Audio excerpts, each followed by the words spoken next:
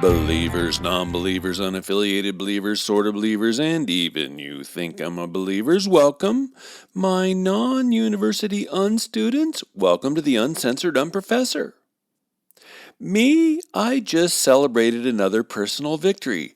No, not another birthday. Nope, not a workout PR.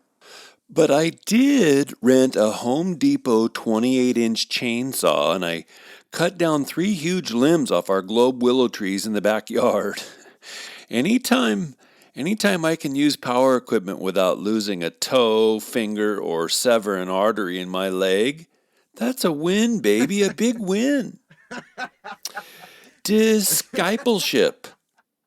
One of the central reasons that I started this casting of the pod, blessing disciples. Want to go deeper than the 5th grade? Let me recommend a few edifying books that can help you dig down your Christian foundation. Here's a book from Biblical Studies. Gordon Fee and Douglas Stewart, How to Read the Bible for All It's Worth. Why should you read the Psalms differently than you read an epistle? It's good to know the genre of the biblical text one is reading, and Fee and Stewart will help you toward that end. Here's a couple books for apologetics. Peter Kreeft and Ronald Tacelli, Handbook of Christian Apologetics, hundreds of answers to crucial questions. And a second book is Timothy Keller, The Reason for God. Now, Handbook takes a question and answer approach. It's kind of fun to work through it more encyclopedia style that way. Keller's book is more narrative. I don't agree with everything that either book says, but I love that they process answers in light of Christ and the Bible. And both books will show you that there are profound reasons to believe. There are important answers to some very difficult questions. And then a book on Christian spirituality for your consideration. Alistair McGrath, Christian Spirituality. McGrath provides overviews of many different kinds of Christian spirituality, visual, oral, sacramental, monastic. But he also explores a wide range of grounds or anchors or moorings for Christian spirituality. There are actually different kinds of Christian spirituality. It's not all Protestant Bible-based per se. So he works through categories like creation, incarnation, Trinity, redemption, and resurrection. You guys, the deal is that reading's not the only way to sink your roots into your walk with Christ, but it is an eminently doable way. And done prayerfully, it can be its own daily devotional discipline. So, God bless all you disciples. Well, and yeah, God bless all you converts. Converts get to go to heaven. Disciples get to change the world. And then, thinking on things Christianly, a $1 bill met a $20 bill and said, "Hey, where have you been? I haven't seen you around here much." The 20 answered, "Oh, I've been hanging out at the casinos, went on a cruise and did the rounds on a ship, back to the United States for a while, went to a couple baseball games, to the mall, that kind of stuff. How about you?" The $1 bill said, "Well, same old stuff. Church, church, church."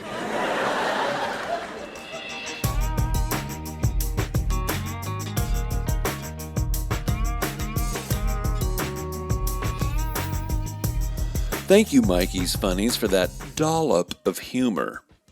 Alrighty then. First today I want to give you some societal observations before I delineate the new consciousness of Marxist progressivism.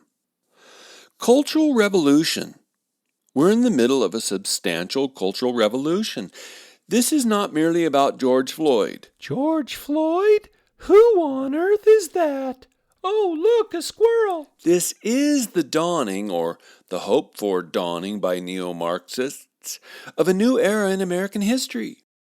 And man, are St. Carl's friends red-hot angry. All we are Smashing car windshields, spray saying painting public buildings, is toppling give community peace a statues, sucker punching bystanders, marching through neighborhoods late at night All screaming we are obscenities, storming into restaurants and saying shouting down strangers eating their is meals. give Are you peace a kidding? Disrupting people's chance. meals in public eateries? The All rioters we are are eager for a regime change. saying. But if Joe Biden gets elected, we may very well witness the first time in American history where the newly elected party throws the former party in jail for crimes against the new agenda. Victor Davis Hanson, like Shelby Steele, whose book White Guilt has profoundly informed so much of this series on the cult.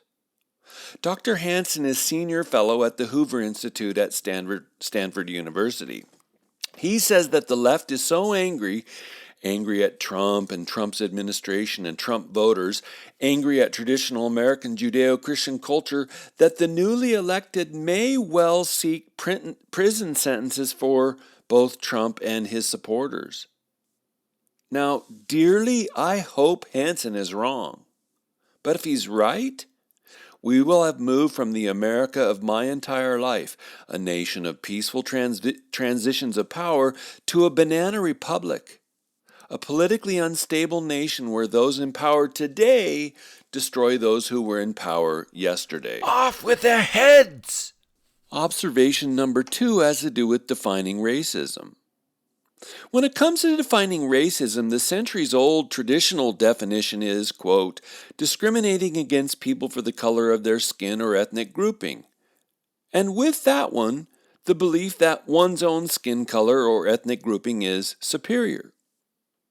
Now, the left in general, but Neo-Marxists in particular, have redefined racism.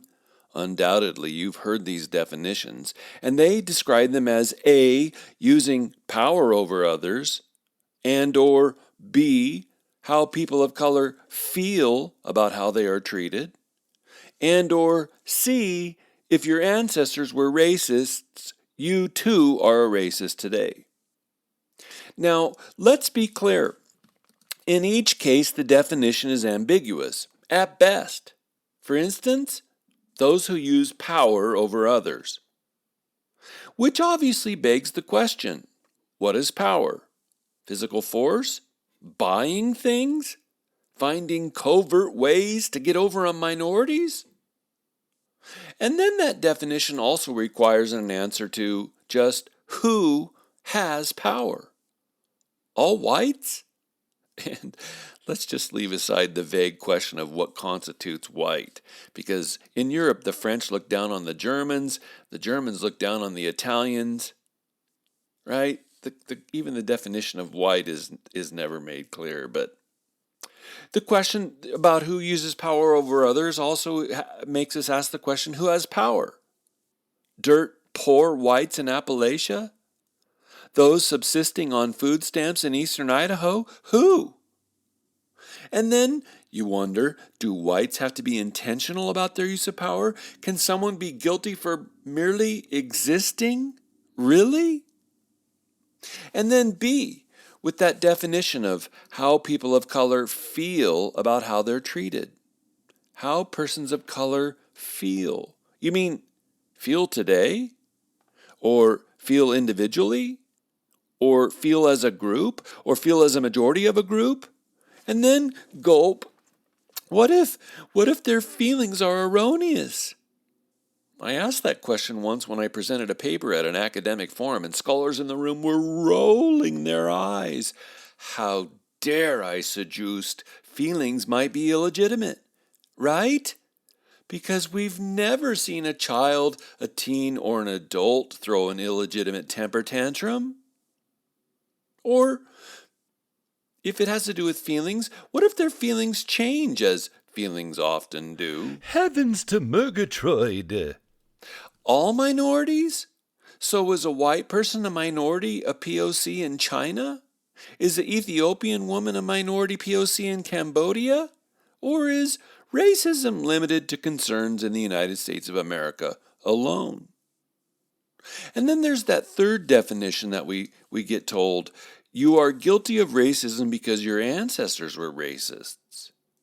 Ancestor guilt? Seriously? People today are guilty for the actions of their ancestors? How far back do we take that? Only in the state of one's birth in America am I only guilty for what my ancestors did here in Idaho? Or is it all of America? I mean, moi? I'm only fourth generation American. Am I required to own the sins of 17th century Europeans? Or do we return to our forebears' actions while they lived in Europe or in Asia? My point for asking careful questions, you guys?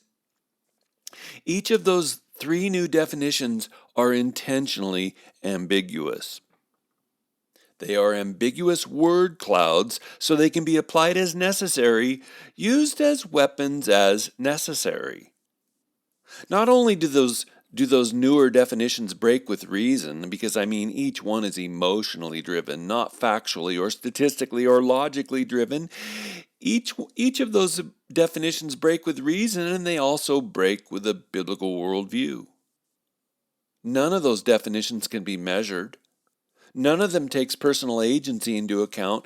Each one is vague. Each one is emotionally motivated. And that's where we are today. Emotions are deemed more legitimate than logic, reason, history, or common sense. I think it's scary. Today, why so woke?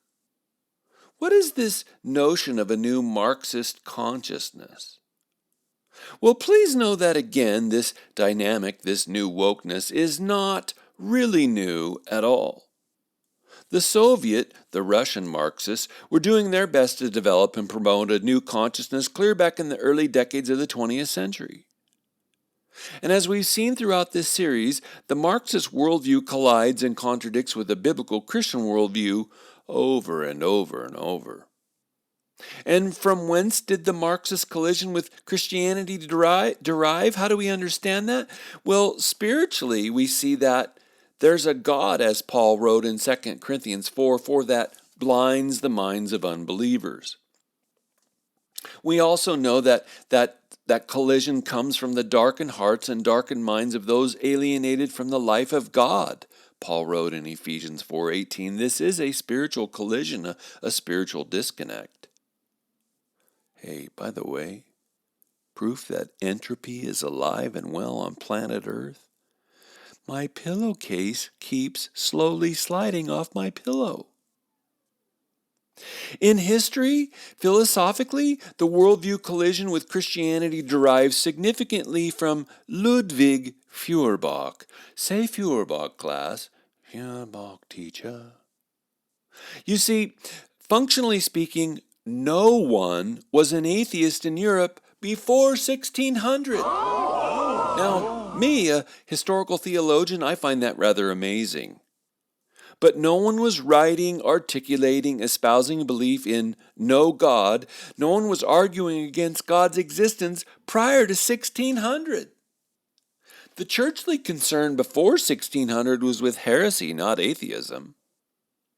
Professor William Husband, he's a professor of history at Oregon State University, he wrote, quote, before the 16th century Reformation, belief in God was so thoroughly entrenched in daily life and explanations of nature that rejection of the supernatural would have dictated a complete break with one's surroundings, end quote. He wrote that in a book he titled Godless Communists. And you guys, I think that's just wild. We today take atheism's existence for granted. I believe that even Christians assume a secular reality. The way we live and do life today, we think that secularism has always been the case. But more carefully, atheism, the belief that there is no God, atheism is, on the plane of human history, quite recent. It's stunning. The way we approach reality today in the 21st century is the novel approach, because the whole of human history has been aware of God and or gods.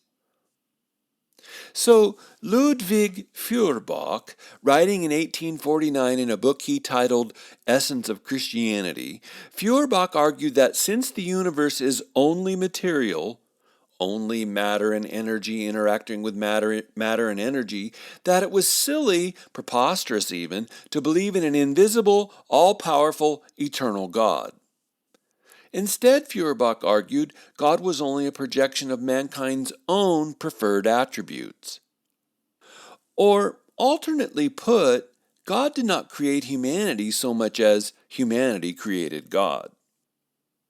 Now, today, my listener, today you will hear people criticizing calls for prayer. The whole West Coast is on fire, and all over Facebook, people are saying, please pray, please pray, please pray. So some tragedy hits, and the church begins asking people to pray.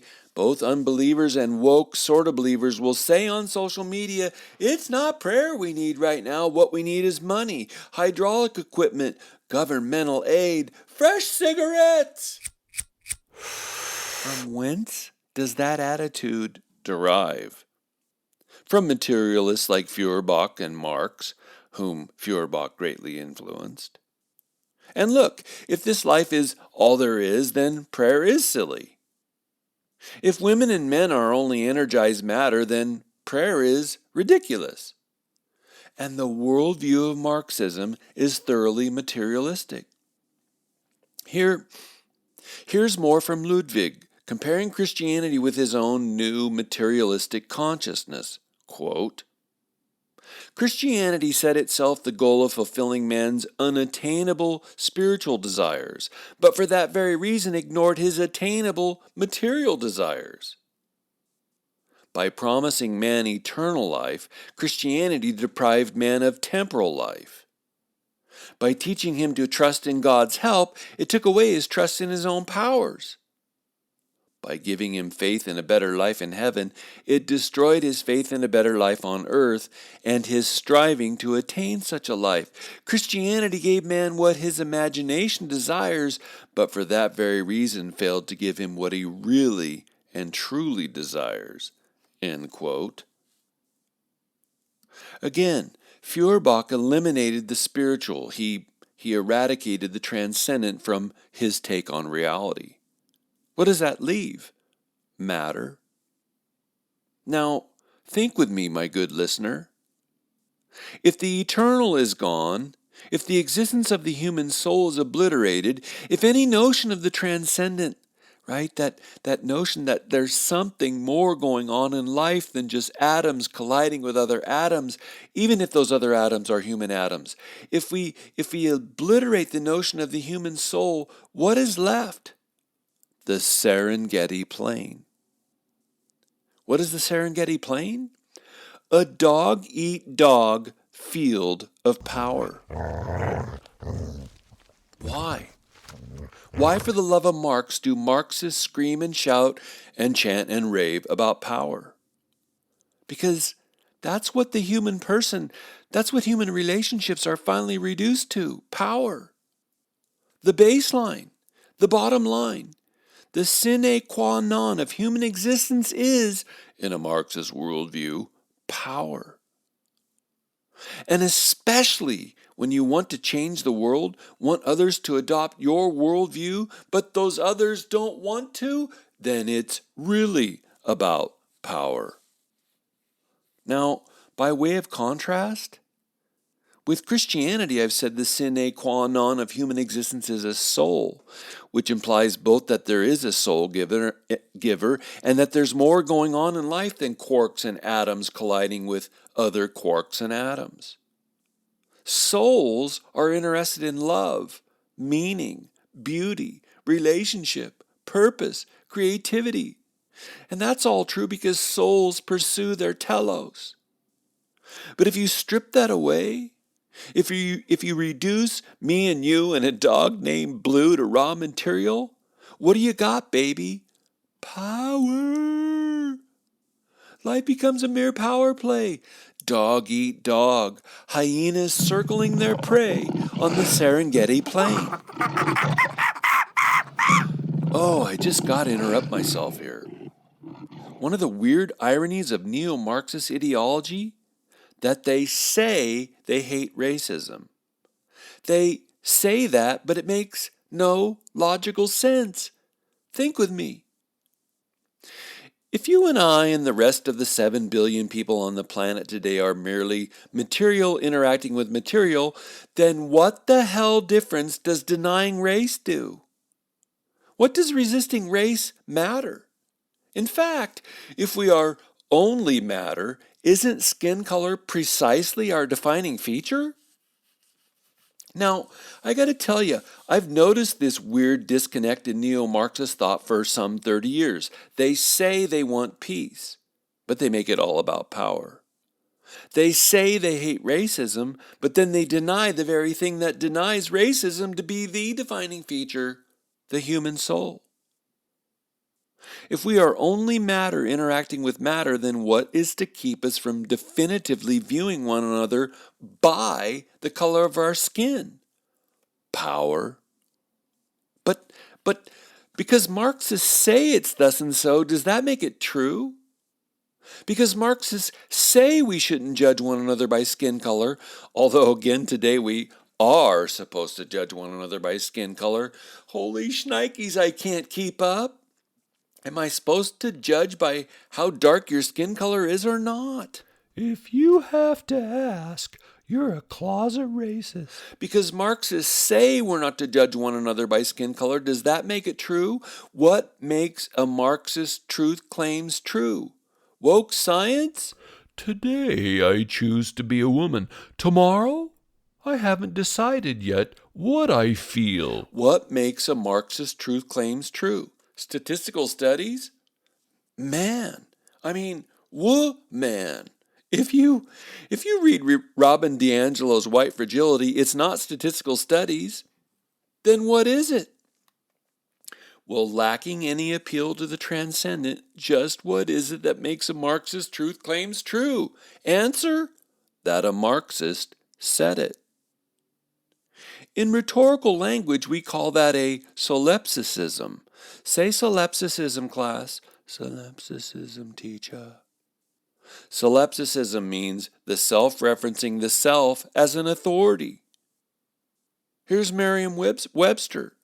Solipsism: a theory holding that the self can know nothing but its own modifications and that the self is the only existent thing, or more simply, extreme egocentrism. Me, me, me, me, me, me, me.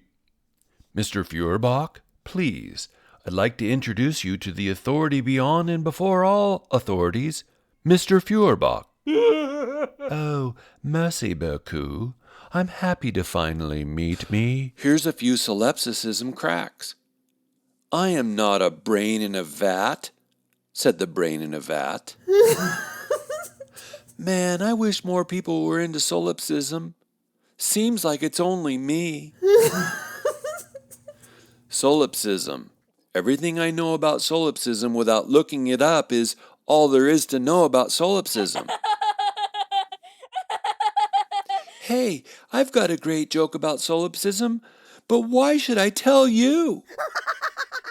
Thank you, upjoke.com, for those cracks. Okay, that's the end of the interruption of myself. Wait, I think that is still solipsistic. Oh, you guys, it's been exciting to see the interest in this series on the cult of the now. Thanks truly for telling a friend who likes to think. Thanks for telling them about the UU. And thank you so much for your prayers. I covet your prayers. Thanks to those of you who have contributed to the advertising campaign we're in the middle of here in Spudland. Thank you, Barbara and Dennis. Thanks, Micah. Thank you, everyone lending the show a hand with your Facebook likes and shares. I could not do this without you. For those skiing in the wake of Karl Marx, life is one big power play. They assume that people's decisions are always about power, and even if a decision is not about power, the Marxists can narrate how it was anyway. When Marxists accuse someone of holding power, it's because they want to grasp power. Joseph Stalin summed this up attitude well when he quipped, "If the opposition disarms, well and good. If it refuses to disarm, we shall disarm it ourselves." When Marxists accuse someone of abusing power, it's because they're abusing power. When Marxists target someone, it's a power game. They want to shut her down. Why? Why is all of that the constant? Because lacking the transcendent, lacking the existence of God, lacking a human soul, life really is the Serengeti Plain. Who has power and who is most willing to use it in an unrivaled fashion? Dog eat dog. Soccer kick to the head of the man sitting on the street. Nobility evacuated, dignity obliterated. Imago Dei? Oh, that's a holdover from the silly religious past. Wokeness. Wokeness is a, air quotes, new consciousness that takes as its foundation that atheistic materialistic worldview. And sorry to be the stuck record, but Christians who are trying to play nice with Marxism, fold Marxism into their Christian reality, are already undoing themselves. It's water and oil, baby. It's Yankees and Red Sox. You're trying to mix the unmixable. It won't work because it cannot work. If the Marxist doesn't repent before the crucified Christ, the Marxist will, by philosophical necessity, murder Christ. As I said last episode about Marxism in the land of icons, Marxism all but destroyed the church and charburned Christianity to the point of non-existence in Russia. Wokeness. When Trotsky and Lenin and Stalin and Chairman Mao all came to power, what did they want? Wokeness, a new consciousness, an ardently materialistic, atheistic worldview. I'm not making this up. Lenin believed the peasants, the proletariat, needed help embracing a new consciousness. Lenin said, quote, "The history of all countries shows that the working class exclusively by its own effort is able to develop only trade union consciousness," end quote. And so, the Russian Marxists, after the 1917 October Revolution, they set out to totally revamp the education of children. Because if you change the learning environment for kids, they will most certainly, the Marxists thought, those kids will most certainly change their minds, adopt the new materialistic consciousness. Again, Professor William Husband wrote that the committed Marxists believe that consciousness, all consciousness, is determined by existence, by environment. Thinking of that, my good listener, did you ever hear the phrase, "Yeah, but that's just a social construction"? Me too. It comes from the Marxist materialist playbook.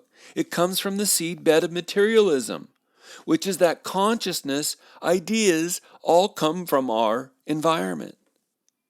They believe there's nothing novel about thought. There's nothing creative about thought as such. All thought, all consciousness is generated by environment. It's so deterministic. And they said if we can just change the environment, we'll change people's consciousness. It's really that simple. That's the Marxist logic, worldview. Oh, but let me backtrack for a moment. If all consciousness is generated by environment, then the phrase, "that is just a social construction," is also itself merely a social construction.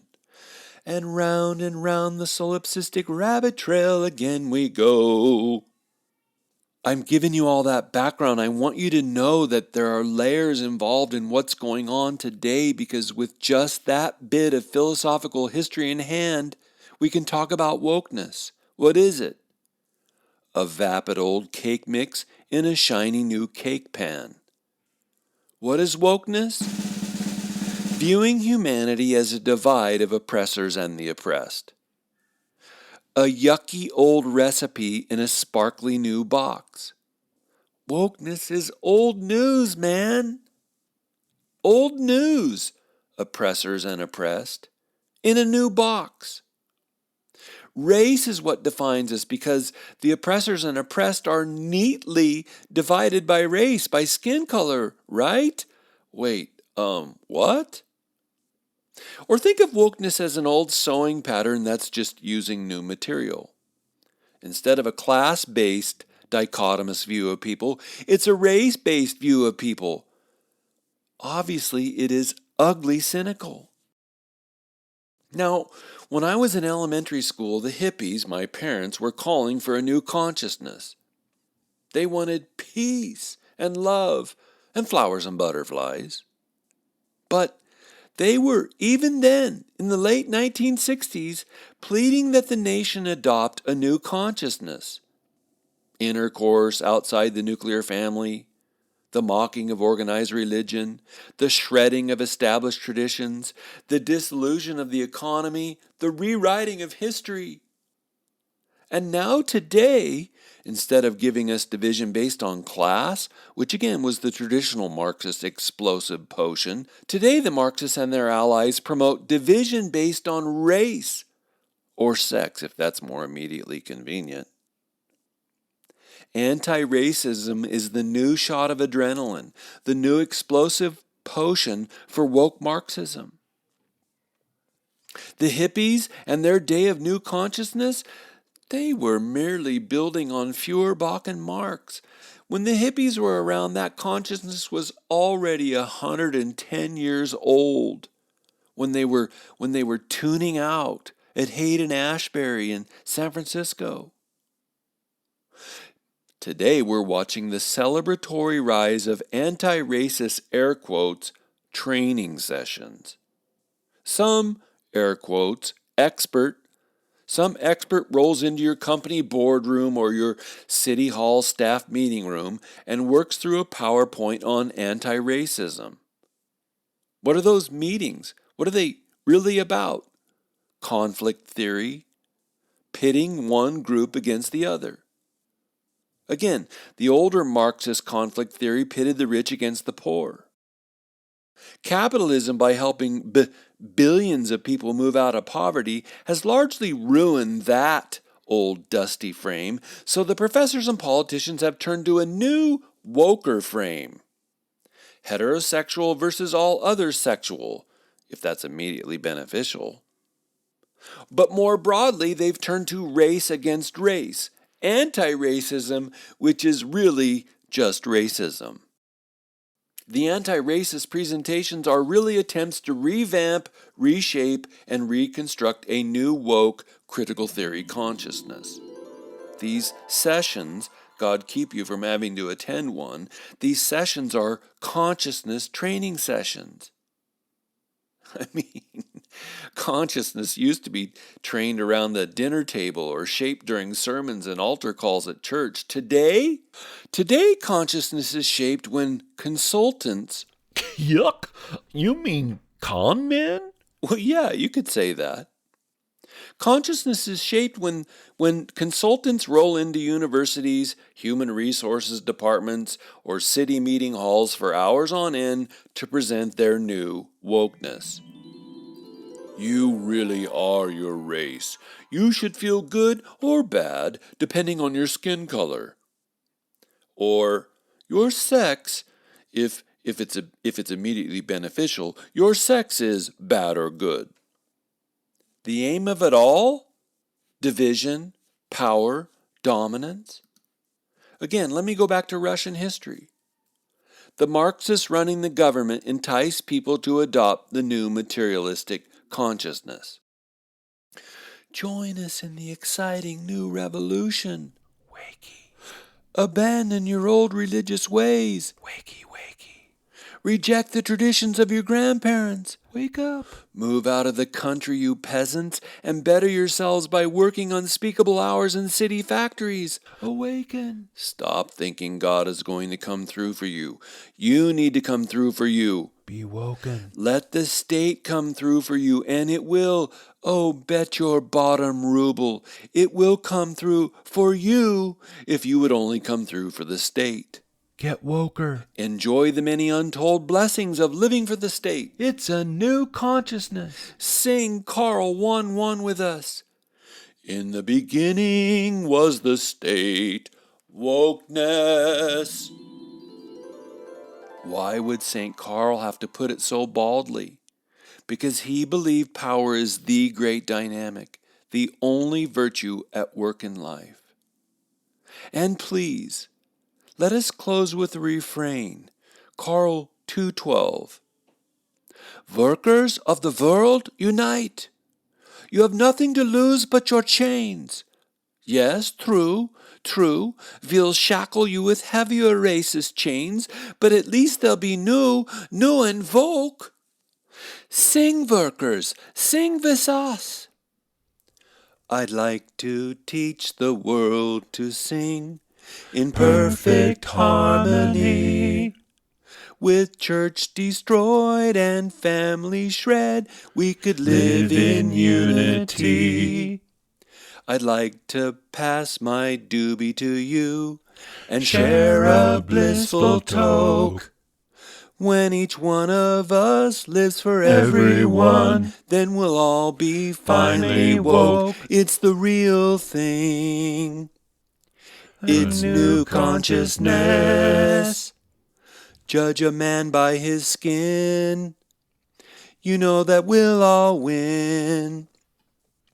It's the real thing. A new wokey way. Sort of like a new day, with all the haters dead. Ugh, open your eyes, Christians. True enlightenment, biblical enlightenment, comes through the work of God's Holy Spirit and the Word of Jesus Christ, not some Neo-Marxist shaming training sessions. Thanks for listening today. Please go turn your beautiful God-given brains on, everybody.